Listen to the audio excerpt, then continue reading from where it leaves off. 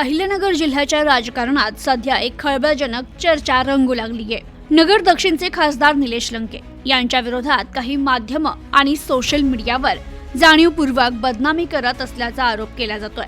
या बदनामी मागे काही लोकांनी सुपारी दिली आहे का असा प्रश्नही राजकीय वर्तुळात उपस्थित होतोय। काही वृत्तवाहिनी आणि सोशल मीडिया प्लॅटफॉर्मवरून सातत्यानं नकारात्मक बातम्या दाखवल्या जात असून या बातम्या वस्तुनिष्ठ आहेत की हेतुपुरस्सर यावर चर्चा सुरू झाली आहे। दरम्यान खासदार निलेश लंके हे संसदेत सातत्यानं जनतेचे प्रश्न मांडत असल्याचं चित्र दिसतंय। शेतकरी, व्यापारी तसेच दक्षिण नगरमधील नागरिकांच्या विविध प्रश्नांवर त्यांनी आवाज उठवलाय।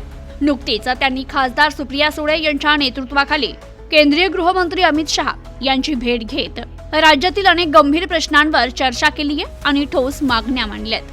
तर त्यांच्या कार्यकाळात शासकीय वैद्यकीय महाविद्यालय मंजूर करून आणणं हे मोठं यश मानलं जात आहे। याशिवाय त्यांनी केंद्रीय आरोग्य आणि कुटुंब कल्याण राज्यमंत्री प्रतापराव जाधव यांची भेट घेत ग्रामपंचायत स्तरावर प्राथमिक आरोग्य केंद्रांसाठी नव्या इमारती आणि पायाभूत सुविधा उपलब्ध करण्याकरिता निधीची मागणी केली। काही दिवसांपूर्वी त्यांनी केंद्रीय रस्ते वाहतूक आणि महामार्ग मंत्री नितीन गडकरी यांची देखील भेट घेतली होती। तर या भेटीत सुरक्षित महामार्ग प्रकल्पाअंतर्गत शेतकऱ्यांच्या 7/12 नोंदीमुळे निर्माण होणाऱ्या अडचणींवर त्यांनी थेट प्रश्न उपस्थित केला होता।